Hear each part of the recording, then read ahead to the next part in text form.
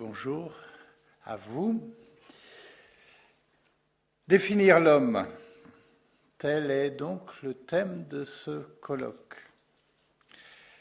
Définir l'homme, n'est-ce pas là une entreprise présomptueuse?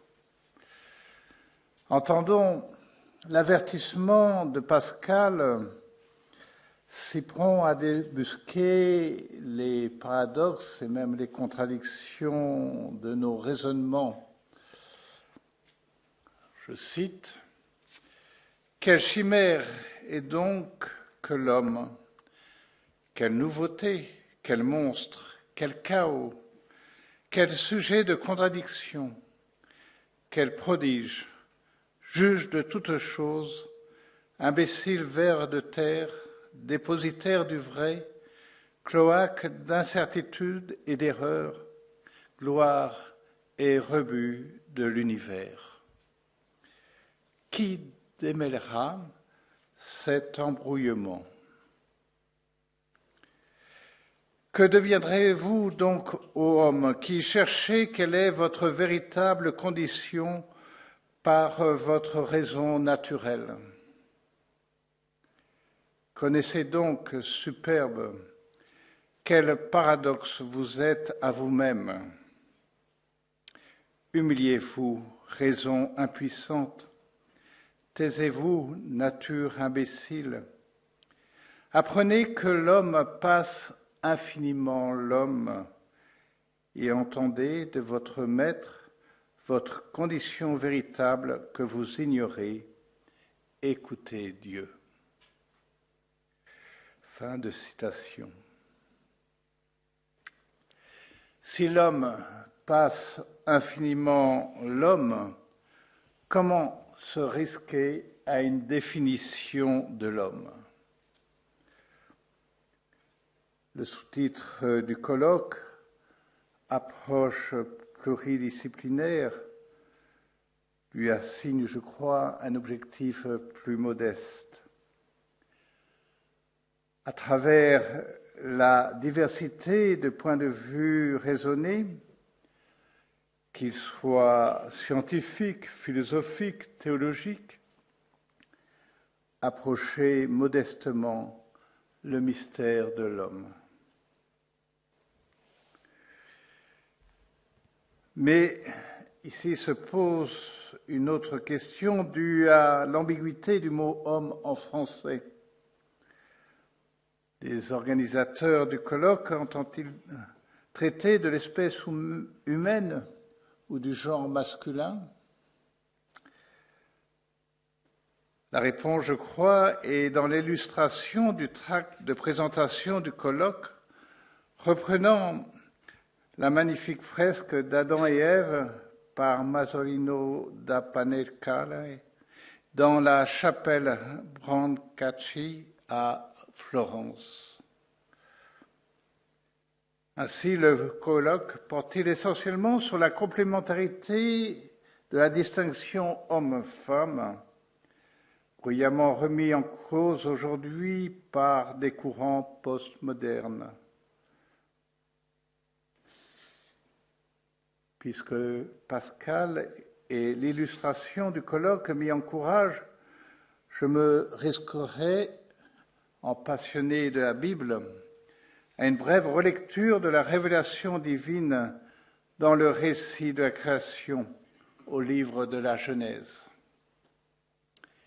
Il est écrit « Dieu créa l'homme à son image, à l'image de Dieu, il le créa, mâle et femelle, il les créa. » C'est donc à partir de la relation homme-femme, plus qu'à partir de la seule personne individuelle, que l'humanité a été créée à l'image de Dieu. On sait comment Jésus a repris et fusionné les deux récits de la création pour souligner l'union indéfectible de l'homme et de la femme dans le mariage. Ainsi, dans l'évangile de saint Matthieu, dès le commencement, le Créateur les fit hommes et femmes et dit, à cause de cela, l'homme quittera son père et sa mère. Il s'attachera à sa femme et tous deux deviendront une seule chair. Ainsi, ils ne sont plus deux, mais une seule chair. Donc, ce que Dieu a uni, que l'homme ne le sépare pas. Ainsi, l'altérité homme et femme, en vue de leur union dans l'égalité de leur dignité humaine, n'est pas une différence comme les autres qui pourraient être manipulée au gré d'opinions changeantes. Elle est au fondement de toutes les relations interpersonnelles. À partir de la distinction primordiale entre l'homme et la femme et de leur rencontre, on apprend à se reconnaître fils et filles d'un père et d'une mère, frères et sœurs dans une famille. On apprend à trouver sa place dans la communauté humaine en respectant chacun dans son altérité. On apprend donc à devenir vraiment soi-même à travers toutes ces relations différenciées qui nous construisent comme personnes humaines au sein de la société. Cette altérité fondatrice trouve son lieu de réalisation dans l'institution du mariage, au croisement du corporel et du spirituel, de l'intime et du public, de la nature et de la grâce. Croisement où s'enracine la construction personnelle de chacun d'entre nous et la construction de la société tout entière dans la suite des générations. Il me reste maintenant le devoir et le plaisir d'exprimer ma reconnaissance à ceux qui ont été les organisateurs dévoués et efficaces de ce colloque conjoint entre l'ICES et le diocèse de Luçon. Monsieur l'abbé Philippe-Marie Hérault et Madame Marie-Pierre Chéreau. Je remercie aussi chaleureusement tous les intervenants qui ont accepté de participer à ce colloque sur le sujet délicat dans le contexte d'aujourd'hui, mais passionnant depuis toujours. Qu'est-ce que l'homme ?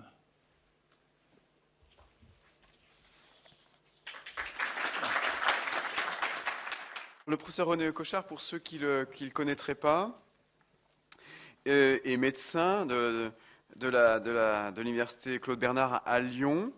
Il est épidémiologiste, professeur de biologie de la reproduction. Il a beaucoup écrit, beaucoup d'articles scientifiques, pour un total de plus de 275 articles.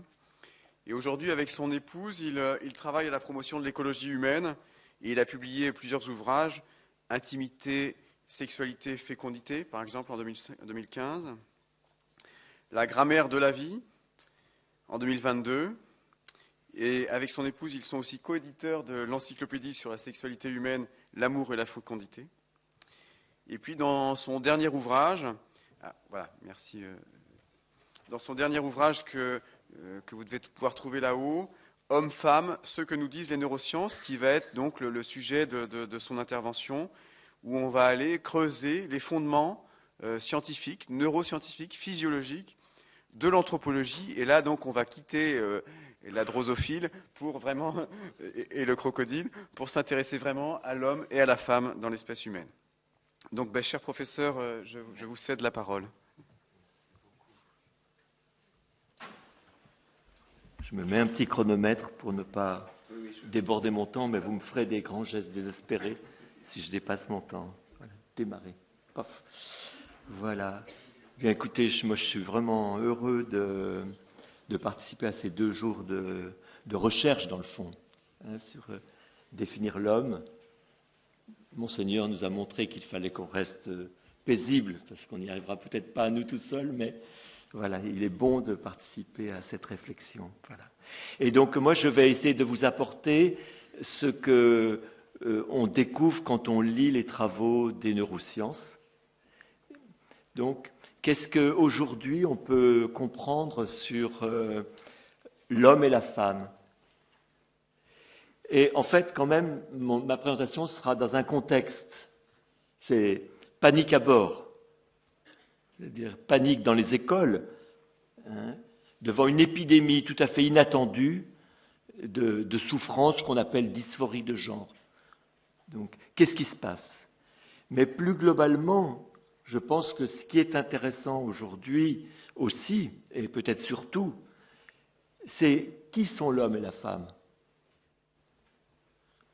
Bien sûr, il y a cette souffrance d'enfants et de familles devant ce drame, mais est-ce que ce n'est pas une merveilleuse occasion de mieux comprendre qui nous sommes? Donc, en somme, deux parties dans ma petite présentation, la dysphorie de genre à l'école, et puis, ma foi, vu tout cela, comment aujourd'hui il serait bon, il me semble, de parler du sexe. Tout d'abord, la dysphorie de genre. Et je prendrai le point de vue des neurosciences, qui est le seul pour lequel j'ai vraiment travaillé et je peux participer, j'espère, de manière un peu constructive à ces 2 jours de recherche.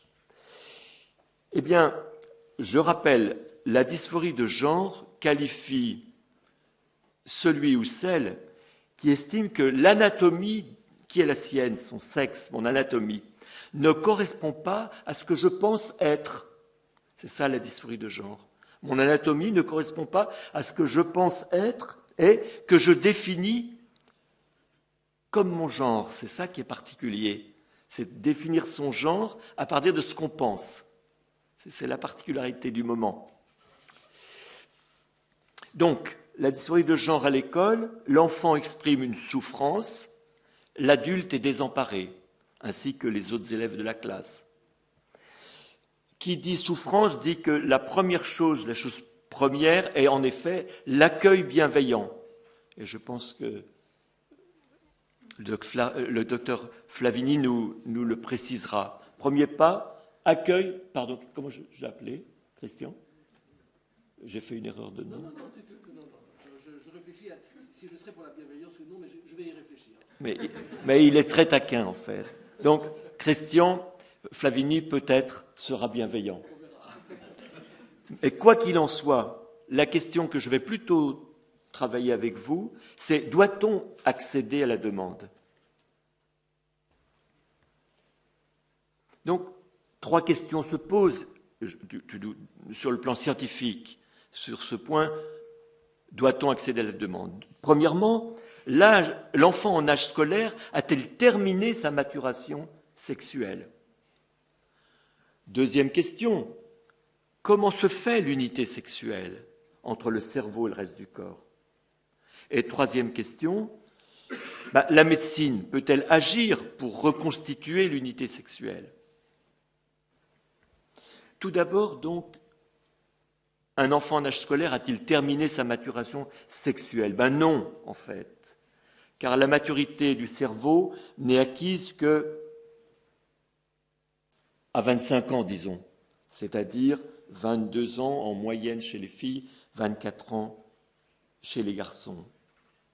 Et en fait, je veux vous présenter le développement de la maturation de l'identité sexuelle, de la conception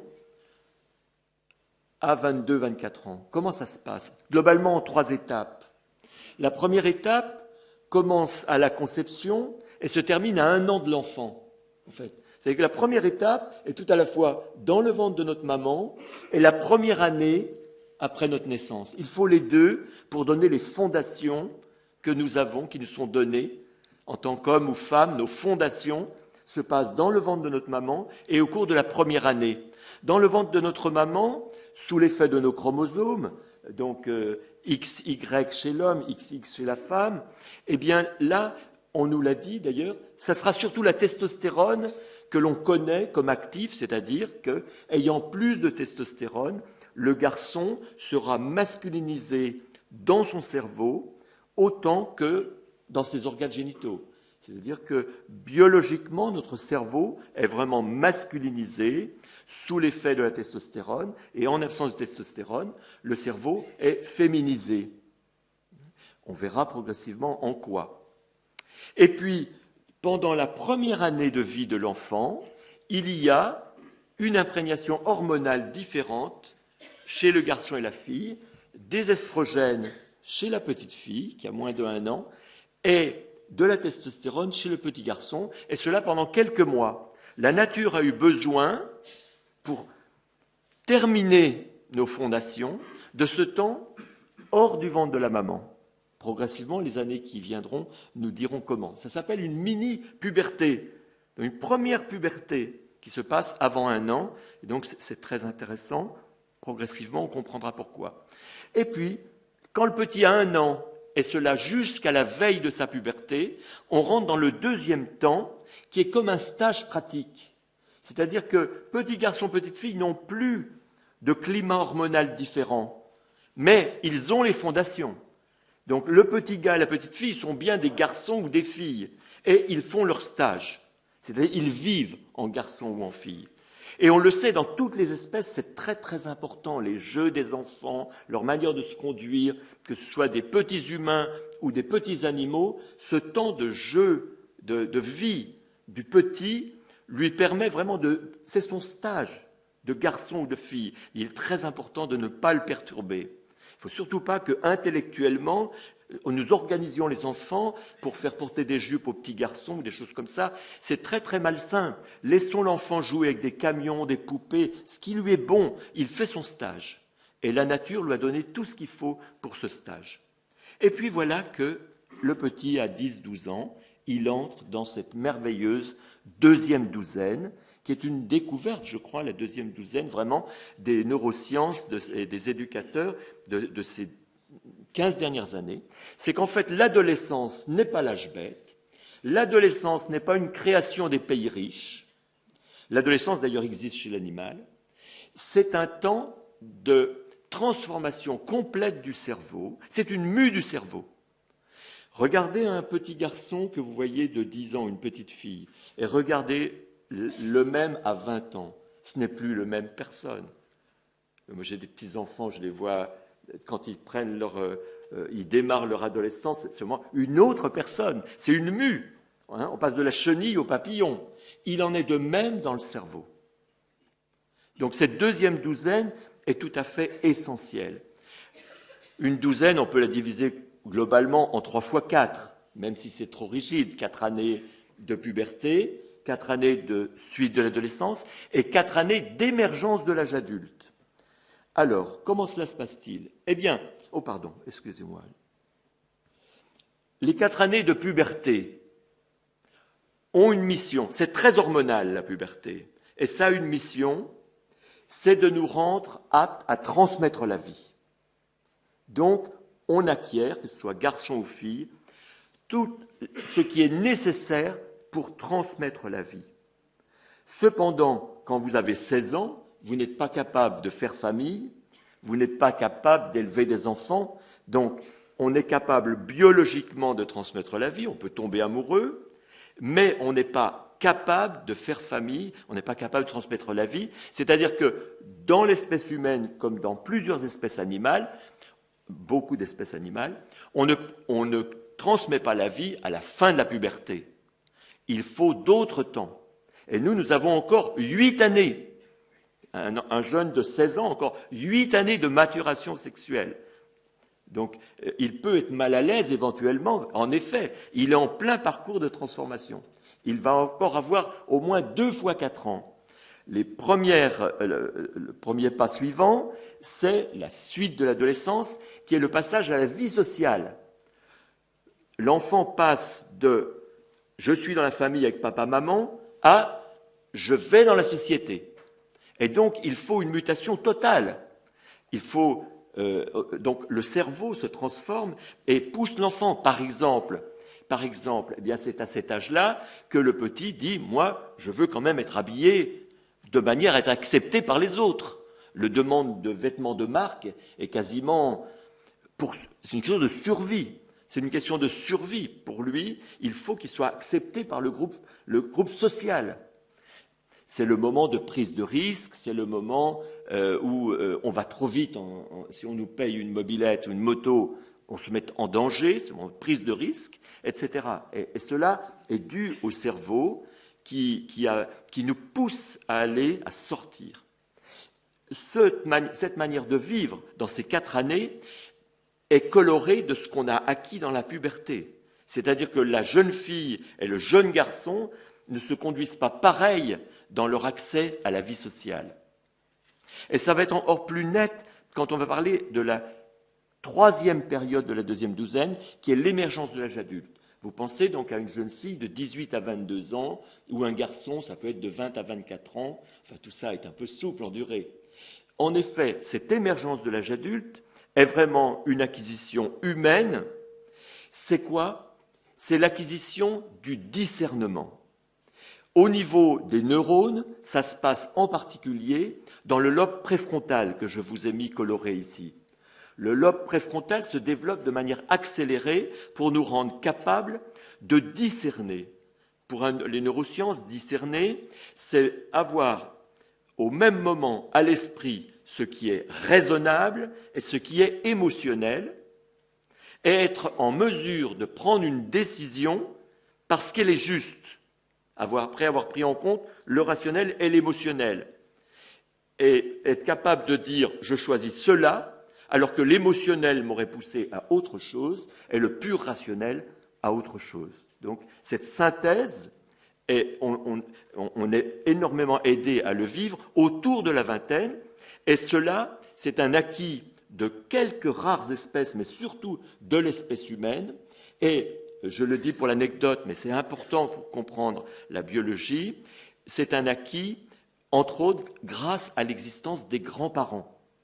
C'est-à-dire, il a fallu qu'il y ait un temps de la vie où on n'a pas d'enfant de son propre corps pour être libre, pour aider les jeunes couples, les jeunes parents, à élever leurs enfants, pour avoir ainsi des gens qui deviennent adultes au-delà de la vingtaine. Vous vous rendez compte? Donc, pour qu'on puisse accompagner le jeune si longtemps et lui transmettre tout ça, il faut qu'il y ait des personnes sans enfants qui aident les parents.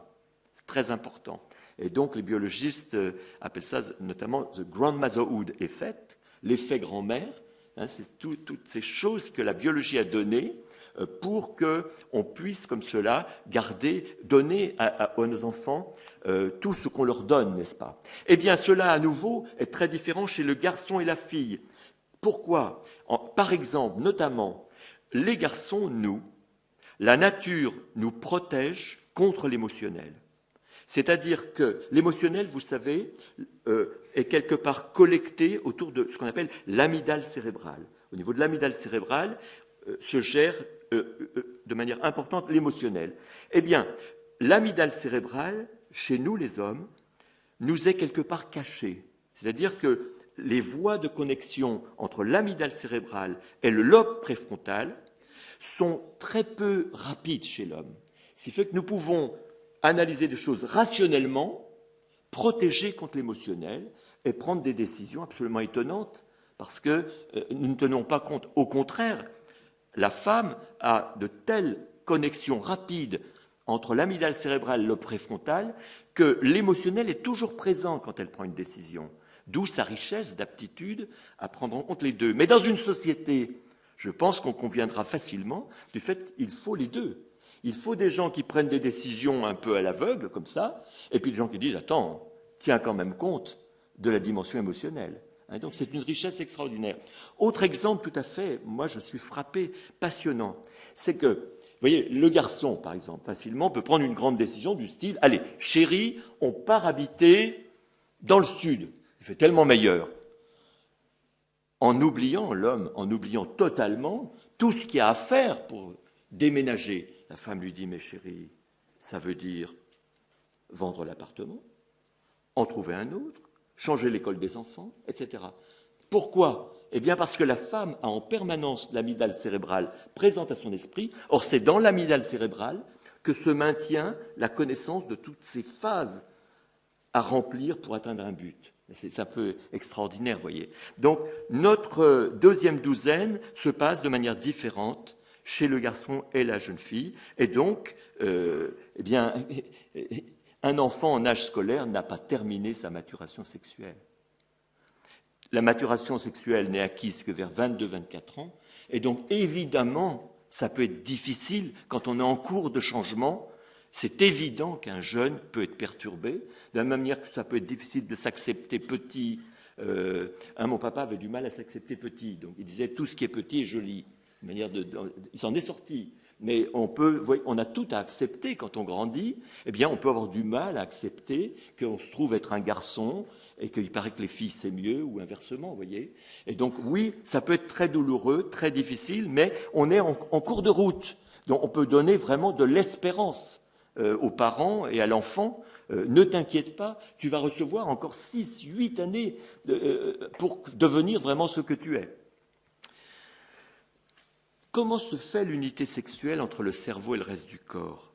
Eh bien, ça a été très bien présenté par l'orateur précédent, mais les chromosomes sexuels sont présents et actifs dans toutes les cellules du cerveau et du reste du corps.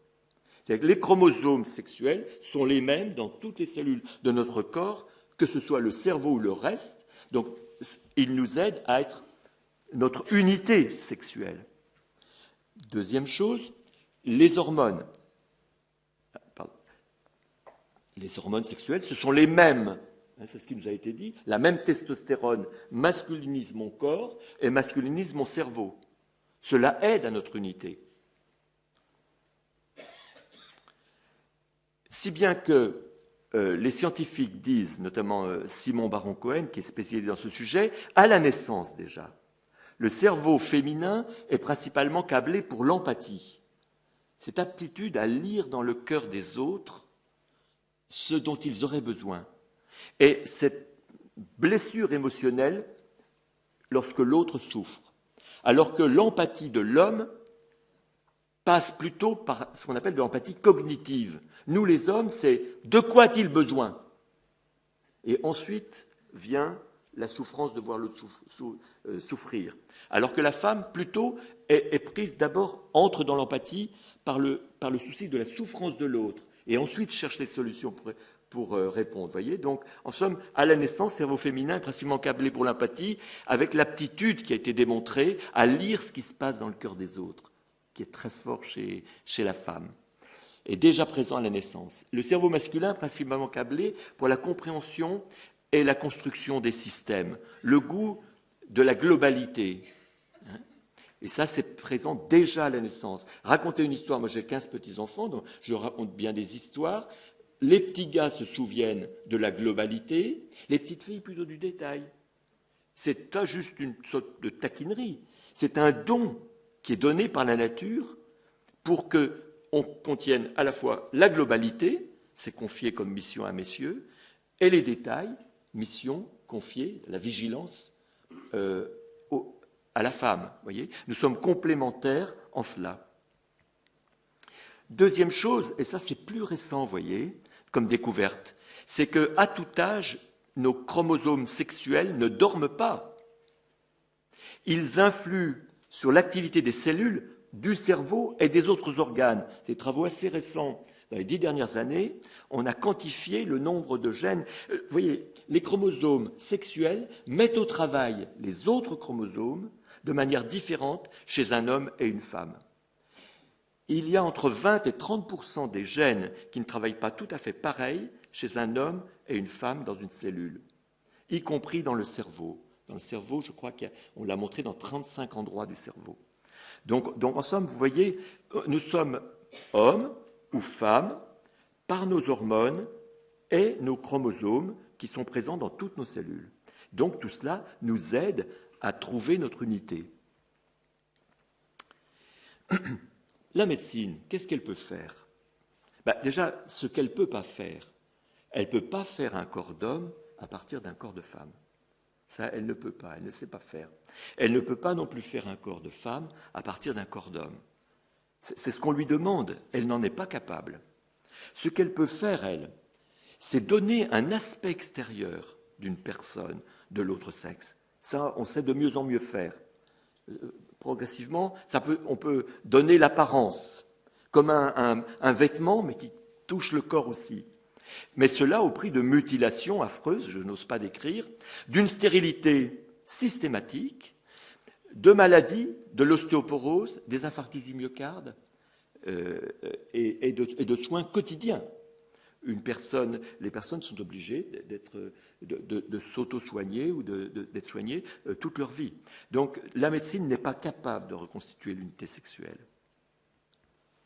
Donc, le plus souvent, la souffrance du jeune est à accueillir de manière bienveillante et à accompagner. C'est-à-dire que la souffrance du jeune n'est pas véritablement la dysphorie de genre qui était reconnue comme une maladie qu'on connaissait chez l'adulte. On comptait peut-être 1 millier de personnes en France autrefois qui avaient cette maladie. C'était une maladie, je ne suis pas capable d'en parler sérieusement, mais comme il faut, mais ça existait. Tous ces jeunes qui vont apparaître dans les écoles de plus en plus, on s'attend à 10, pourquoi pas 20% des enfants qui vont se signaler comme ça, s'accrochent à cette affaire-là comme on s'accrocherait dans d'autres générations à d'autres choses. Est-ce que c'était les cheveux longs? Moi, quand j'étais jeune, c'est les cheveux longs. J'avais les cheveux longs quand j'étais ado. On s'accroche à des trucs. C'est difficile de grandir, n'est-ce pas? Mais l'ennui, c'est que c'est très dangereux ce qui est en train de se passer. Quoique la drogue, des jeunes qui se droguent pour faire partie du groupe, c'était dangereux aussi, n'est-ce pas? Donc un très grand danger. Mais par contre, il est absolument nécessaire d'accompagner. Moi, j'appelle de mes vœux à ce qu'on accompagne ces jeunes qui souffrent, comme on accompagne la dyslexie avec de l'orthophonie ou la dyspraxie avec des soignants qui accompagnent. On ne peut pas abandonner les jeunes dans cette situation, et les parents. Donc, oui. Donc, accompagner le jeune pour devenir qui il est. En effet, ce n'est pas facile de devenir qui je suis. Je pense personnellement qu'on est au moment où on va pouvoir enfin reparler du sexe de manière intéressante et importante. Et les neurosciences nous éclairent bien sur la manière dont il conviendrait aujourd'hui de parler de sexe, de manière à pouvoir rencontrer tout homme, toute femme, indépendamment d'une approche, une porte d'entrée religieuse qui nous est presque interdite parfois. Et donc, la science peut être une bonne entrée. Bon, donc, comment parler du sexe? Je vous propose qu'on se pose 3 questions. La première question, c'est quel langage employer sur le sens du masculin et du féminin dans les espèces animales? En effet, les jeunes sont très touchés par les espèces animales et il y a beaucoup de belles choses. On a déjà vu cette introduction.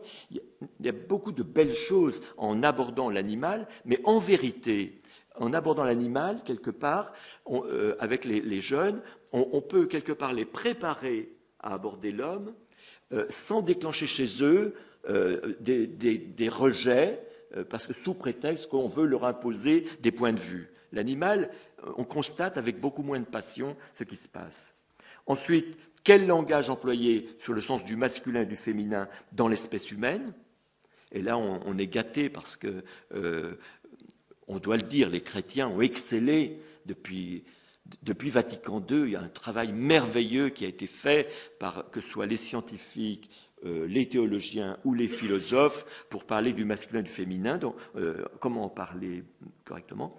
Et puis quel langage employer sur l'inné et l'acquis, parce que c'est vraiment un coin très très important. Ce qui est inné, que je reçois, et qui je deviens. Un langage clair sur ça est une très grande richesse aujourd'hui aussi. Donc tout d'abord, le langage employé sur le sens du masculin et du féminin dans les espèces animales. Eh bien, la première chose pour moi, la découverte, plus je travaille, plus je suis émerveillé par ça, c'est que nos gonosomes XY ou XX ne structurent pas que notre sexe. Ils structurent la vie du groupe familial de l'espèce. Ce qui est tellement riche. Les inséparables, ces beaux oiseaux, qui ont l'impression qu'ils ont une très bonne éducation chrétienne, ils s'aiment énormément, c'est vraiment, ils prennent soin l'un de l'autre, c'est extraordinaire. Et ben non, c'est dans leurs chromosomes. Les chromosomes ont défini à cette espèce, ont donné à cette espèce leur mode de vie familial. Le cygne, la famille cygne se conduit de la même manière ici, ou à Paris, ou en Suisse, car c'est dans les chromosomes que la manière de s'occuper des petits est écrite, la manière d'être fidèle ou pas ensemble est écrite, c'est dans les chromosomes, donc c'est dans notre nature. Le lion et la lionne, je vous en reparlerai dans un petit instant, mais parce que c'est typique, c'est vraiment dans les chromosomes que la structure du groupe familial est écrite. De la même manière, vous savez, le loup et la louve, modèle de fidélité, modèle de fidélité et d'attachement conjugal, eh bien, c'est écrit dans leurs chromosomes. Une fois de plus, c'est pas grâce aux cours qu'ils ont reçus à l'ICES, puisqu'il y en a très peu. Et puis, les éléphants d'eux-mêmes. C'est-à-dire que XY ne définissent pas seulement la conjugalité, mais aussi les générations. On a appris il y a peu d'années que dans une harde, s'il y a une grand-mère, les grand-mères sont très importantes. Dans une harde, s'il y a une grand-mère, il y a 6 fois plus de chances que les petits arrivent à l'âge adulte. 6 fois plus de chances s'il y a une grand-mère. Vous vous rendez compte? Ça, c'est écrit dans les chromosomes. C'est-à-dire que dans les chromosomes, il est écrit non seulement la conjugalité, mais la structure des générations. C'est absolument extraordinaire. Et tout ça, on peut le découvrir et s'en réjouir. En parlant de l'animal, on craint moins d'agacer le jeune, ce qu'on ferait si on parlait tout de suite de l'humain. Et quand on regarde le lion et la lionne, vous voyez, eh bien, en fait, le sexe ne leur donne pas que la reproduction, leur donne aussi leur aptitude complémentaire pour la subsistance du groupe familial.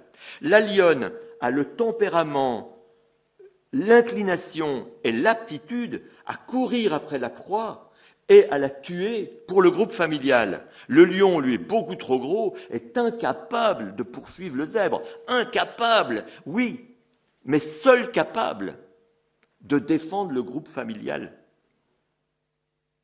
Donc, les chromosomes lui donnent des aptitudes complémentaires, mais pas complémentaires pour soi, complémentaires pour le groupe familial. Je suis un homme, pas que pour moi, je suis un homme pour ma famille et pour la société. Ça devient motivant. Donc, notre sexe nous donne des aptitudes psychiques et physiques qui sont adaptées l'un à l'autre. Il n'y a pas un tempérament de lion sur un corps de lionne ou un tempérament de lionne sur un corps de lion. Ça ne marcherait pas. Ce ne serait pas du tout optimal. Le tempérament est adapté à la mission dans le groupe familial. Deuxième élément, extrêmement fondamental, le lien structurel entre l'attrait entre le masculin et le féminin et la transmission de la vie. Il y a un lien dans toute la création entre l'attrait mutuel du masculin et du féminin, la fidélité, par exemple, regardez, les oiseaux, leur fidélité, la longueur de la fidélité chez les oiseaux est définie en fonction du petit, des besoins du petit. Pareil chez les herbivores. La fidélité est fonction des besoins pour la survie du petit, pour qu'il arrive à l'âge d'autonomie. Donc, il y a un lien structurel total entre l'attrait, l'amour en fait, la base de l'amour, et la transmission de la vie. Qu'en est-il chez l'homme? Eh bien, chez l'homme, c'est bien XY et XX auxquels le Créateur a donné comme mission de structurer la vie de la famille humaine. La famille humaine n'est pas une invention de notre société patriarcale, je ne sais trop quoi. C'est vraiment une structure qui est écrite dans nos chromosomes et qui nous est donnée.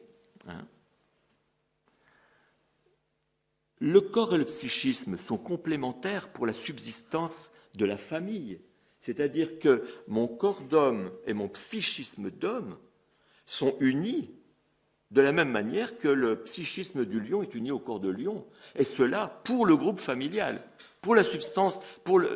Donc si je me sens des potentiels que je peux mettre en œuvre là où je suis, dans la société, au travail ou dans la famille, merveille, c'est des choses qui me sont données pour le groupe social, pour le groupe familial, comme dans toute la création. Et puis, le lien structurel entre amour entre hommes et femmes et transmission de la vie, c'est le lien entre union et procréation qui est central à tout l'univers. C'est le lien entre alliance et filiation. C'est vraiment écrit dans notre nature, dans nos chromosomes. Et donc, en parlant comme cela, petit à petit, dans notre enseignement, il me semble que ça va avoir un effet positif et apaisant dans une société où finalement on aime le rationnel. Je vous donne des exemples d'aptitudes masculines. Je vous ai dit la forme masculine de l'empathie, elle est plutôt cognitive, je sens les besoins. Ensuite, je suis ému, moi aussi, bien sûr, hein, c'est toujours en moyenne. Mais ce côté cognitif, regardez, ce qui est typique, on regarde la télé, on apprend qu'il y a un tsunami. L'homme dit au bout d'un moment, chérie, il faut qu'on leur envoie de l'argent. La femme dit, mais attends, si on a de l'argent, il faut peut-être payer des cours de maths aux petits parce qu'ils peinent. C'est typique, voyez. L'empathie pour le lointain, pour le global, et l'empathie pour le proche, la belle complémentarité. Ça, c'est donné dans notre biologie. La confiance en soi. Les hommes, on a besoin d'avoir confiance en nous. Bon, des fois, on ait peut-être un peu moins confiance en nous, parce que parfois, on a confiance en nous même quand on fait des bêtises. Mais heureusement que la testostérone nous donne confiance en nous. Et vous savez qu'activement, les estrogènes freinent la confiance en elle de la femme. C'est actif. La revendication des droits. Ici, c'est chez nous. Vous respectez. Le gouvernement n'a pas à dire comment on élève mes enfants. Moi, c'est un sentiment fort chez moi. Ça, c'est typiquement masculin. La testostérone nous rend vraiment... On insupporte les ingérences de l'extérieur. On veut respecter le principe de subsidiarité. Nous sommes aidés en cela par notre nature masculine. L'amplificateur, les hommes, quand ils sont généreux, sont très généreux, et quand ils font des bêtises, ils font des grosses bêtises. C'est très, très, très masculin, ça. Eh bien, là aussi, ça nous est donné par notre nature, vous voyez, parce qu'il faut qu'il y ait des grands projets pour que la société vive. La femme, elle a la forme féminine de l'empathie. Elle rentre par l'émotionnel. Le cognitif vient après. Elle sent d'abord la souffrance, et puis elle cherche des solutions. Mais elle risque de souhaiter longtemps parler de l'émotionnel. Moi, je suis un vieux marié, 40 années de mariage. Souvent, maintenant, c'est super. Avant, on se disputait. Mais c'est super, on rigole. Isabelle m'exprime une souffrance. Moi, avant, je cherchais tout de suite une solution. Mais ça l'agaçait. Enfin, puis moi, je trouve ça m'agaçait, je n'avais pas de solution. Elle me disait, mais je ne te demande pas de trouver une solution, je te demande juste de m'écouter. Voilà, mais c'est merveilleux, il faut les deux, n'est-ce pas? Mais ça nous est donné par nos chromosomes. Plus de dimensions, donc plus de place donnée à la dimension émotionnelle, que c'est beau d'ailleurs. Plus de prise en compte des étapes nécessaires pour atteindre un but, grâce à l'amygdale cérébrale qui n'est pas cachée, comme chez nous, la nature nous cache un peu notre amygdale cérébrale.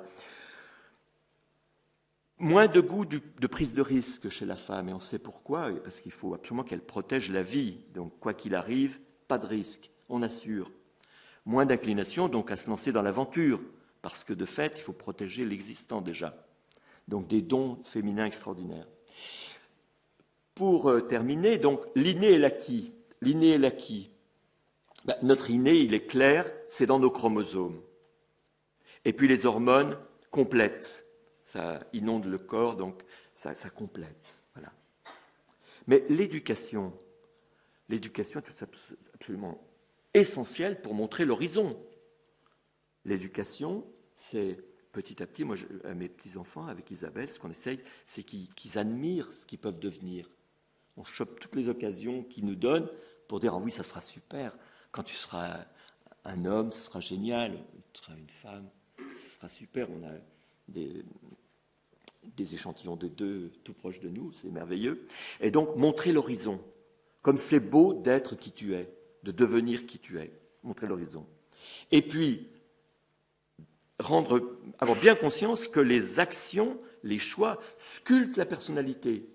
Les neurosciences ont bien montré ça, que de la même manière que si je fais de la musculation, mes muscles gonflent, si je pratique quelque chose, sa plasticité cérébrale, mes neurones s'adaptent pour rendre plus aisé ce que je fais. L'éducation et l'exercice de la liberté permettent de développer le potentiel de notre nature. Devenir libre, c'est-à-dire d'être apte à réaliser ce que je sens être bien, ça nécessite que je pose des actes bons. Donc ça, la biologie le découvre de mieux en mieux. Donc le vieil adage que les vertus sont des plis de l'âme, c'est fantastique parce que les biologistes ont trouvé comment c'est un pli de l'âme. C'est un pli du cerveau carrément. Deuxième élément pour l'inné et l'acquis, la masculinité et la féminité sont d'une tâche à accomplir.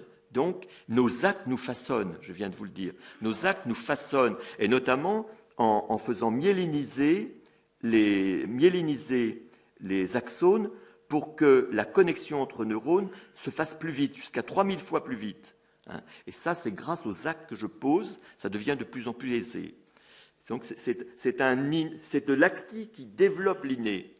Et bien comprendre que je ne suis pas homme et femme seulement pour moi, oui, mais pour le bien du couple, de la famille et de la société. C'est motivant. Je ne sais pas vous, mais moi, quand j'étais ado, je voulais participer à un nouveau monde, à bâtir un nouveau monde. Eh bien oui, ma masculinité ou ma féminité sont là pour permettre de bâtir un nouveau monde.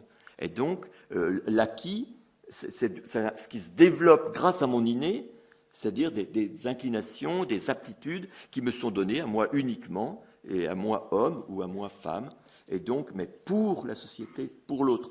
C'est assez extraordinaire. Comme je n'ai plus que 3 minutes, je vais peut-être aller vite. Donc, en somme, doit-on accéder à la demande? Vraiment, ce n'est pas la bonne solution. Il faut accompagner, accueillir, accompagner. La maturation sexuelle se déroule jusqu'à 22-24 ans. Notre unité se fait par les chromosomes et les hormones, mais nos actes peuvent en bénéficier. La médecine est incapable, elle ne peut donner qu'un aspect. Il faut surtout le faire savoir. La médecine ne sait donner qu'un aspect, au prix de mutilations, d'une stérilité systématique, d'ostéoporose et autres maladies. Et enfin, comment parler du sexe? Eh bien, je pense vraiment que le langage qu'on va, grâce aux espèces animales, on peut transmettre beaucoup de choses, la complémentarité, le sens de la fidélité, l'importance de la convivialité dans la complémentarité. Et ainsi, quand on arrive à l'être humain, on peut comprendre que l'attrait devient amour, le don de soi, le dépassement de soi, mais commence déjà par ce désir donc qui est écrit dans nos chromosomes.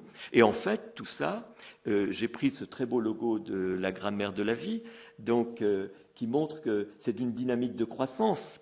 Passer de l'inné à l'acquis, c'est travailler pour devenir qui je suis. De la même manière que le jardinier, moi, c'est bientôt le moment où je vais m'occuper de mes tomates, d'ici 3 semaines, 1 mois, là, ça va commencer à me démanger. Et plus je m'occuperai comme il faut de mes tomates, plus elles seront belles, même si je sais que mon voisin, elles sont toujours plus belles et plus grosses. Mais ce n'est pas grave. Voilà. Je vous remercie beaucoup pour votre attention.